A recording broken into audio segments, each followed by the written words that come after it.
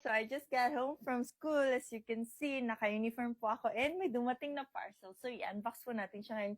I'm quite excited for this parcel kasi ito yung nag-viral sa TikTok ngayon. So ayan, i-unbox na natin siya. Dito ko siya unbox para makita niyo talaga. So guys, ito yung nag-viral sa TikTok ngayon. Like, ito talaga yung nag-viral ngayon sa TikTok, literal. It's none other than the famous balot. Ayan, ito yung nag-viral sa TikTok. So, ang binili ko po guys, 20 pieces.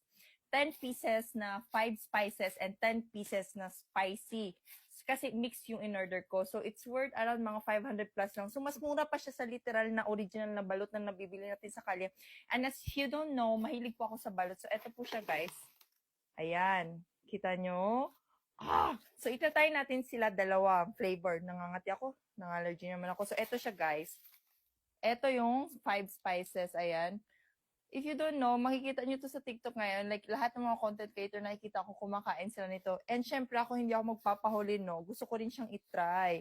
Ayan. So, etong dalawa itry natin, ha? So, itry po muna natin yung 5 spices, okay? 5 spices.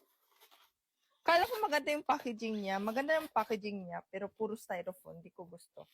Okay, mainit-init pa kasi nga kaka-deliver lang sa akin.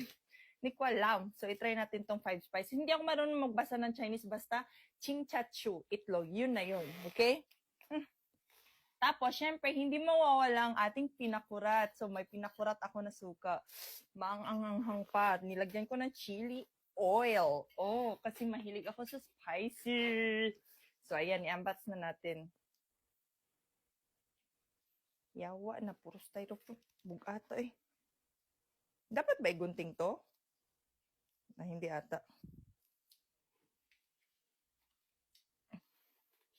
Sorry guys ha, medyo stress yung mukha ko kasi hindi ako nag-makeup for this video. Kasi tinatamad ako. Eh, nahirapan akong buksan siya. So, wala akong gunting guys. So, hayaan nyo na lang, patawarin nyo na lang ako. Nahirapan akong buksan siya guys. Literal. Putang ina, shit. Shit. Yung kapitbahay ko. Kapitbahay ko!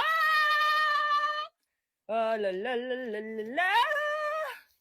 Kasi ang tigas niya, bes. Okay, ayan. Bubuksan na natin yung itlog. Nabuksan ko na, Lord. Ayan. Nasira ko ata siya. Oh, ayan. Itlog na talaga siya, guys. Literal itlog. Itlog talaga siya. Oh my gosh. As you can see, itlog talaga siya. So ngayon, bubuksan na natin siya. Wait lang.